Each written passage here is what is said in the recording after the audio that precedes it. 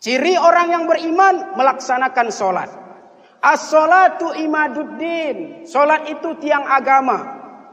Kalau datang orang kemari ke masjid ini, dia bawa martil besar, dia hancurkan tiang-tiang masjid ini, dia pukuli pecah-pecah tiang masjid ini, mungkin rame-rame kita akan datang. Kita bawa ini orang bahaya, sudah menghancurkan tiang masjid, kita bawa ke kantor polisi. Tapi tahukah kita, orang yang tidak sholat bukan menghancurkan tiang masjid, tapi orang yang tidak sholat menghancurkan tiang agama. Kita punya anak tidak sholat, kita belanjai, kita kasih makan, kita sekolahkan, tidak sholat, sedang menghancurkan agama. Kita punya istri tidak sholat, bertahun-tahun hidup dengan kita, sedang menghancurkan agama. Maka oleh karena itu, mari kita ajak keluarga kita, saudara-saudara kita, untuk mendirikan sholat.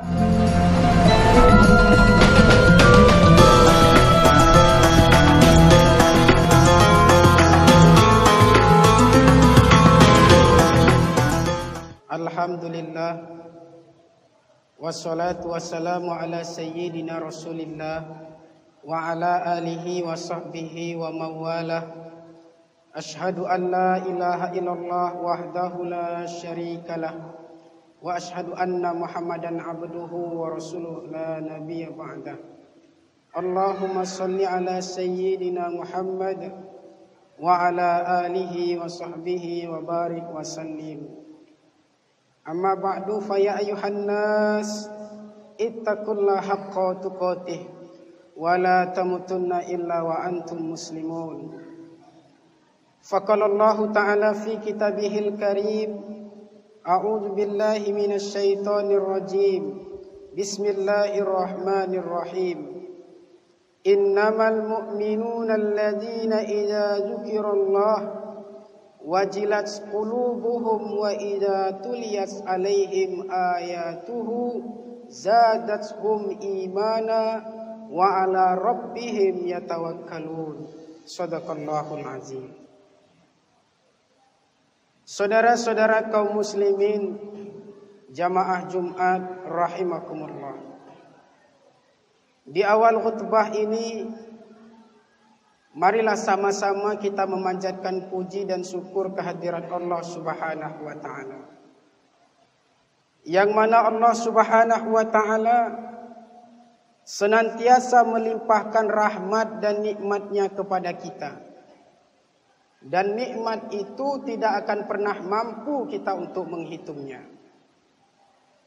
Maka oleh karena itu, semakin banyak nikmat yang diberikan Allah kepada kita, semakin banyak karunia yang dicurahkan dalam kehidupan kita, maka hendaknya semakin banyak pula lah ibadah kita dan syukur kita kepada Allah Subhanahu wa taala.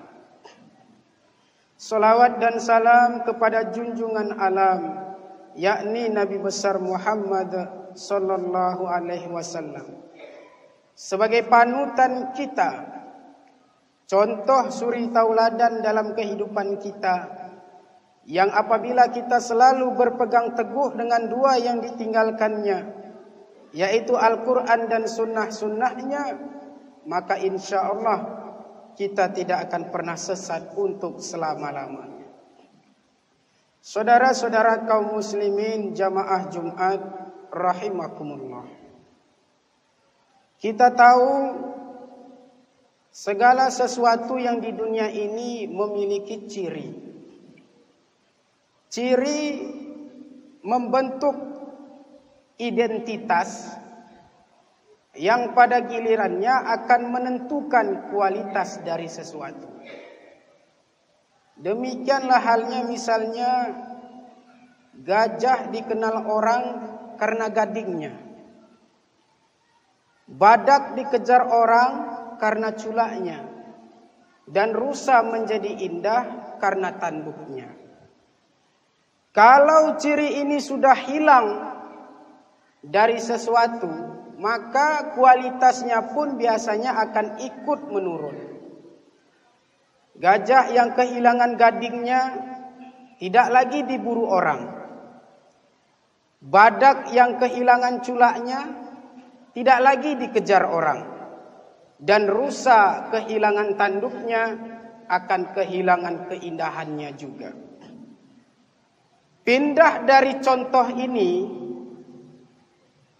kita bicarakan soal iman. Bahwa orang-orang yang beriman kepada Allah Subhanahu wa taala atau yang kita sebut dengan orang mukmin juga memiliki ciri. Kalau ciri ini ada pada diri kita, maka kita itu berarti orang mukmin atau beriman kepada Allah Subhanahu wa taala. Tapi kalau ciri ini sudah hilang dari kita, maka keimanan kita bisa dipertanyakan. Sudahkah benar-benar kita ini beriman kepada Allah Subhanahu wa taala? Dalam hal ini bersumber dari ayat Al-Qur'an surah Al-Anfal ayat 2 dan 3 bahwa Allah Subhanahu wa taala berfirman, "Innamal mu'minuna alladzina idza dzukirallah wajilat qulubuhum wa idza tuliyat alaihim ayatuhu zadatuhum imana wa ala rabbihim yatawakkalun." Di ayat ini Allah Subhanahu wa taala menjelaskan sesungguhnya orang-orang yang beriman itu ialah, jadi dalam kalimat Qur'annya ini dimulai dengan innama. Yang kita belajar kaidah bahasa Arab ini yang disebut dengan kalimat taukid. Kalimat untuk memperkuat maksud dari suatu yang diperjelaskan. Innama, sesungguhnya.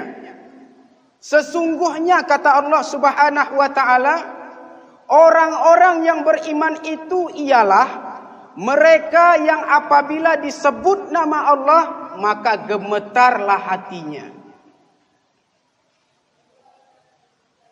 Jadi dalam kehidupan ini kita sebagai orang yang beriman kepada Allah Subhanahu wa taala, mengaku sebagai orang mukmin, beriman kepada Allah Subhanahu wa taala, maka tatkala disebut nama Allah, maka gemetar hatinya.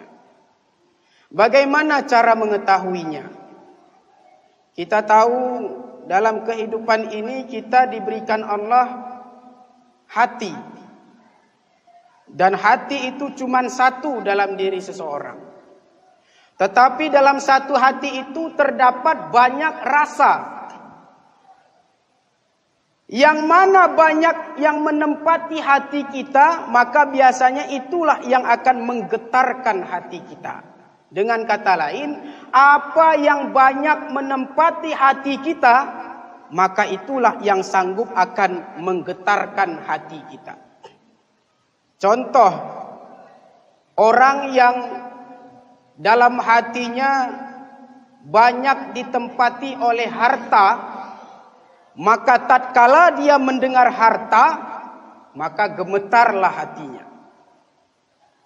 Orang yang memiliki hati sebagian besar hatinya dipenuhi oleh jabatan, maka tatkala mendengar jabatan, maka gemetarlah hatinya.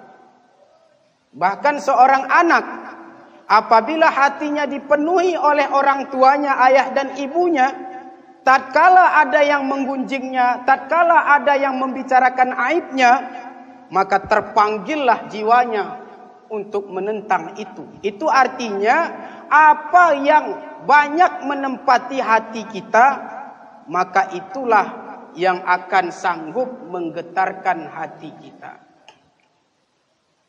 Saudara-saudara kaum muslimin jamaah Jumat rahimakumullah. Adapun orang-orang yang beriman, sebagian hatinya itu besar ditempati oleh keimanan kepada Allah Subhanahu wa taala. Sehingga tatkala mendengar nama Allah, terpanggil jiwa, bergetar hatinya. Tatkala mendengarkan kajian-kajian tentang mendekatkan diri kepada Allah, bergetar hatinya, tertarik dia.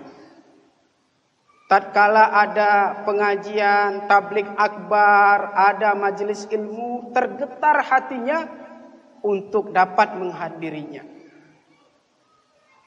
Itu orang yang beriman kepada Allah Subhanahu wa taala. Sekarang kita introspeksi diri saja. Kalau tatkala kita mendengar nama Allah, kira-kira bergetar enggak hati kita? Tatkala azan dikumandangkan, ada enggak getaran di hati kita untuk memenuhi panggilan Allah Subhanahu wa taala? Maka oleh karena itu, kita sebagai orang yang beriman, hamba Allah Subhanahu wa taala, marilah kita senantiasa memperhatikan hati kita ini, jangan sampai dipenuhi oleh yang lain selain daripada Allah Subhanahu wa taala. Dan orang yang beriman itu tidak hanya mendengar nama Allah bergetar hatinya, tapi tatkala dia menyampaikan kalimat Allah pun sanggup menggetarkan hati orang lain juga. Contohnya adalah Rasulullah Shallallahu Alaihi Wasallam. Suatu hari Rasulullah Shallallahu Alaihi Wasallam selesai sholat zuhur, istirahat di bawah pohon kurma. Sedang asiknya beristirahat, sedang santai-santai lah istilah kita sekarang ini, sedang bersantai-santai, datanglah seorang kafir Quraisy yang rupanya sudah lama mengintai Nabi kita Muhammad sallallahu alaihi wasallam. Kapan Muhammad sendiri? Dan itu pun tiba. Dia datang menghampiri Nabi kita dengan mengunuskan pedang di hadapan Nabi kita. Lalu dia pun berkata, Muhammad, sekarang ini kamu sendiri. Sahabat-sahabatmu tidak ada di sini. Tidak ada orang yang melihatnya. Dan sekarang saya akan unuskan pedang ini kepadamu. Andai kata saya tebas batang lehermu, siapa yang akan menolong kamu, wahai Muhammad?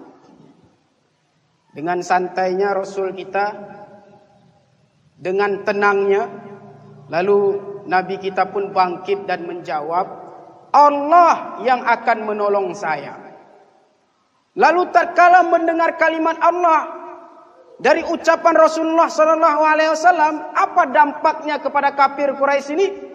Bergetar seluruh badannya, keringat bercucuran, dan tanpa sadar pedang pun jatuh tanpa terasa.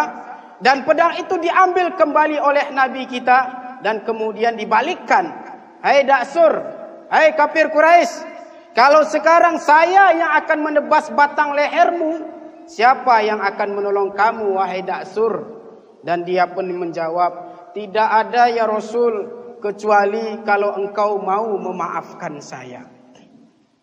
Ada dua hal yang kita ambil pelajaran dari riwayat singkat macam ini. Pertama, betapa mulianya akhlak Nabi kita Muhammad sallallahu alaihi wasallam, yang begitu mudah memaafkan orang yang sudah nyata-nyata ingin membunuh beliau, yang begitu mudah memaafkan orang lain yang nyata-nyata ingin merenggut nyawa beliau. Ini akhlak Nabi kita yang perlu kita contoh. Ini gambaran untuk kita kepada umatnya sebagai contoh bagaimana supaya kita mudah untuk memaafkan kesalahan orang lain. Dalam kehidupan ini tidak selamanya mulus. Kadang ada hilaf, kadang ada silap, kadang ada hal-hal yang tidak berjalan sesuai dengan seharusnya. Dan kita sebagai orang beriman, sebagai umat Nabi Muhammad SAW diberikan contoh agar saling memaafkan. Tetangga kita ada kesalahannya, maafkan tetangga kita yang bersalah. Tidak perlu kita berlarut-larut menyimpan dendam.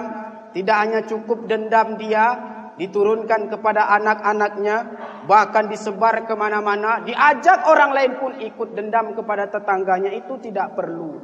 Tidak dicontohkan Nabi kita seperti itu. Nabi kita nyawanya hampir melayang, tetapi beliau mudah untuk memaafkan orang lain selama perbuatan itu tidak jadi dilaksanakan. Ini yang perlu kita contoh. tetangga kita, teman kita, saudara kita, apalagi saudara sekandung kita yang mungkin ada perselisihan. Mari kita untuk saling memaafkan dan tidak perlu saling dendam dan tidak perlu membuat permusuhan, karena itu tidak dicontohkan oleh Nabi kita. Yang dicontohkan oleh Nabi kita adalah saling memaafkan.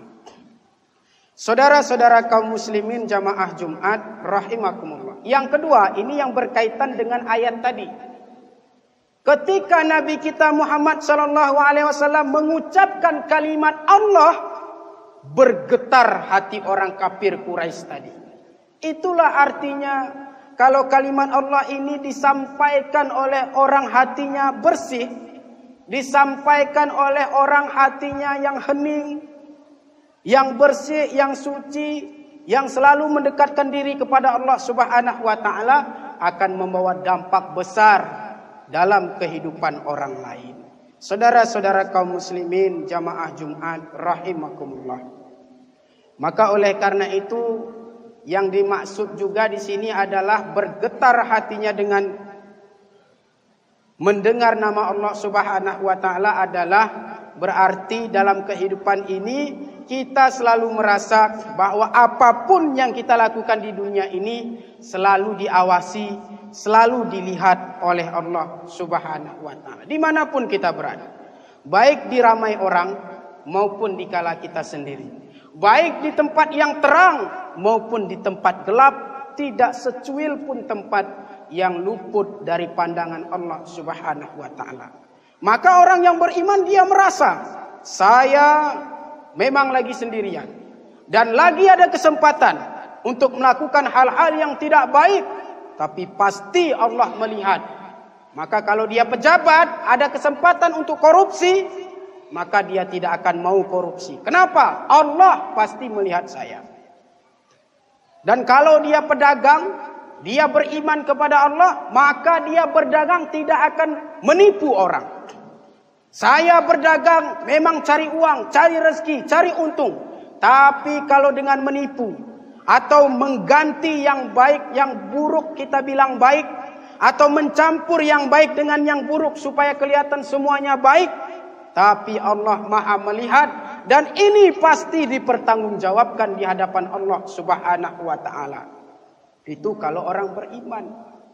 Tapi kalau orang yang jauh dari nilai keimanan, yang pandangannya saja untuk dunia ini saja, seolah-olah akhirat tidak ada, seolah-olah Tuhan tidak ada, hidup dengan sesukanya saja, ya begitulah.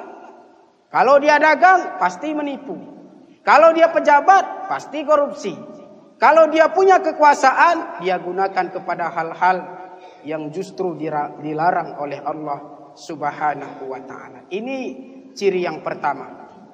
Apabila disebut nama Allah, maka bergetarlah hatinya. Yang kedua, apabila dibacakan ayat-ayat Allah, maka bertambah kuatlah keimanannya. Ayat Allah itu ada dua. Pertama, ayat yang tercipta.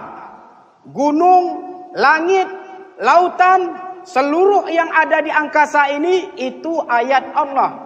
Ayat apa namanya? Ayat Allah yang tercipta.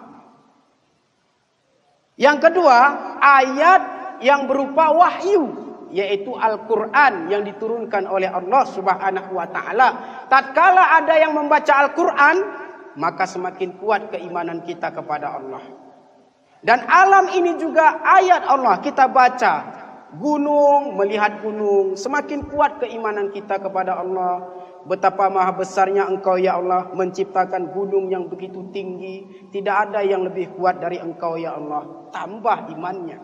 Melihat laut, lautan begitu luas, tidak ada bertepi, sejauh mata memandang. Tambah keimanannya kepada Allah Subhanahu wa taala. Baca ayat-ayat Allah ataupun mendengar ayat-ayat Allah, semakin kuat keimanan kita kepada Allah.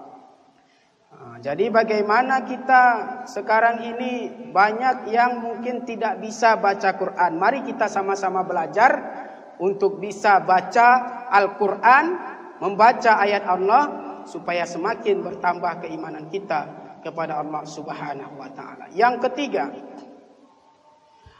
ketiga, ciri orang-orang yang beriman itu ialah bertawakal kepada Allah. Sekarang ini mungkin zaman sekarang disebut zaman dekengan lah. Mau calon pegawai negeri cari dekeng, mau calon ini cari dekeng, calon ini cari dekeng, melamar kerjaan ini cari dekeng. Semua kita mencari dekeng. Maka dalam kesempatan ini khatib menyampaikan, kalau mau cari dekeng, dekengnya jangan tanggung-tanggung. Carilah dekeng yang serba maha, yaitu Allah Subhanahu wa taala. Oh, saya dekeng saya besar, intel, ya, tentara, panglima. Itu kalau dia jatuh dari jabatannya, jatuh juga kita. Saya dekeng saya bahkan bupati misalnya. Tapi kalau jatuh dia, jatuh juga kita. Tapi kalau sudah dekeng kita Allah Subhanahu wa taala, siapa yang sanggup menjatuhkan kita? Sebaliknya, orang yang sudah dijatuhkan oleh Allah Subhanahu wa taala, siapa yang sanggup untuk mendirikannya atau menegakkannya? Tidak ada. Maka oleh karena itu, marilah kita bertawakal kepada Allah, mempunyai dekeng yang tidak tanggung-tanggung, dekeng kita Allah, bertawakal, menyerahkan segala urusan kita kepada Allah Subhanahu wa taala. Tapi tawakal ini yang terakhir kalau diurutkan. Pertama, tugas kita berusaha, ikhtiar. Selebihnya setelah ikhtiar baru tawakal. Jangan tawakal langsung. Kenapa kamu tidak usah? Saya tawakal kepada Allah. Ini tawakalnya salah. Kenapa kamu tidak cari rezeki? Saya tawakal kepada Allah. Salah. Ada orang ketika masuk ke masjid, langsung masuk ke masjid. Tidak dia ikat untanya. Dimarahi oleh Nabi. Kamu sudah masuk masjid, untamu sudah diikat apa belum? Belum. Kenapa belum kamu ikat? Saya tawakal kepada Allah. Ikat dulu untamu, baru tawakal kata Nabi. Artinya, ikhtiar dulu, usaha dulu. Selebihnya kita serahkan kepada Allah Subhanahu wa ta'ala. Selanjutnya, alladzina yuqimunas shalah wa mimma razaqnahum yunfiqun. Yaitu orang-orang yang melaksanakan sholat. Ciri orang yang beriman melaksanakan sholat. As-sholatu imaduddin. Sholat itu tiang agama. Kalau datang orang kemari ke masjid ini, dia bawa martil besar, dia hancurkan tiang-tiang masjid ini, dia pukuli pecah-pecah tiang masjid ini, mungkin rame-rame kita akan datang. Kita bawa ini orang bahaya, sudah menghancurkan tiang masjid, kita bawa ke kantor polisi. Tapi tahukah kita, orang yang tidak sholat bukan menghancurkan tiang masjid, tapi orang yang tidak sholat menghancurkan tiang agama. Kita punya anak tidak sholat, kita belanjai, kita kasih makan, kita sekolahkan, tidak sholat, sedang menghancurkan agama. Kita punya istri tidak sholat, bertahun-tahun hidup dengan kita, sedang menghancurkan agama. Maka oleh karena itu, mari kita ajak keluarga kita, saudara-saudara kita, untuk mendirikan sholat. Karena mendirikan sholat berarti menegakkan agama. Dan siapa yang tidak mendirikan sholat berarti menghancurkan agama Allah Subhanahu wa ta'ala. Yang terakhir, ciri daripada orang yang beriman adalah rezeki yang kami berikan kepada mereka, maka mereka akan menginfakkan sebagian dari rezeki yang kami berikan kepada mereka. Orang beriman suka berbagi.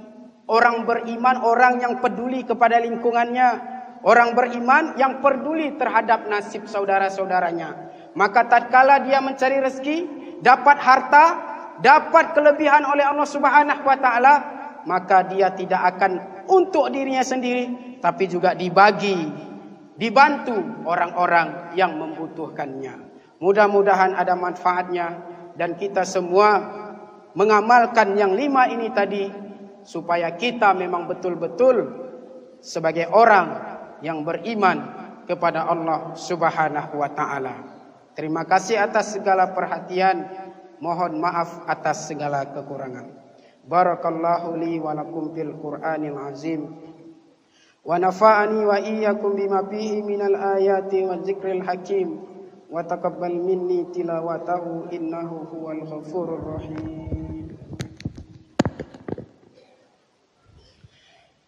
Alhamdulillah. Wassalatu wassalamu ala sayyidina Rasulillah wa ala alihi wa sahbihi wa mawalah. Ashhadu an la ilaha illallah wahdahu la syarika lah wa ashhadu anna Muhammadan abduhu wa rasuluh la nabiyya ba'dah. Allahumma shalli ala sayyidina Muhammad wa ala ali sayyidina Muhammad kama shallaita ala sayyidina Ibrahim wa ala ali sayyidina Ibrahim wa barik ala sayyidina Muhammad wa ala ali sayyidina Muhammad kama barakta ala sayyidina Ibrahim wa ala ali sayyidina Ibrahim fil alamin innaka Hamidum Majid. Amma ba'du fa ya ayuhan nas ittaqullaha haqqa tuqatih wa la tamutunna illa wa antum muslimun. Faqala Allah ta'ala fi kitabihil karim. A'udzu billahi minasy syaithanir rajim. Bismillahirrahmanirrahim. Innallaha wa malaikatahu yusholluna 'alan nabi. Ya ayyuhalladzina amanu sallu 'alaihi wa sallimu taslima. Allahumma ighfir lil mu'minina wal mu'minat wal muslimina wal muslimat al ahya'i minhum wal amwat innaka 'ala kulli syai'in qadir. Nawwir qulubana ya Allah ka qalbi rasulika ya Allah. Rabbana atina fid dunya hasanah wa fil akhirati hasanah wa qina 'adzaban nar. Ibadallah, innallaha ya'muru bil 'adli wal ihsan wa ita'i dzil qurba wa yanha 'anil fahsya'i wal munkar wal baghi ya'izukum la'allakum tadhakkarun. Wala dzikrullahi akbar. Aqimis shalah.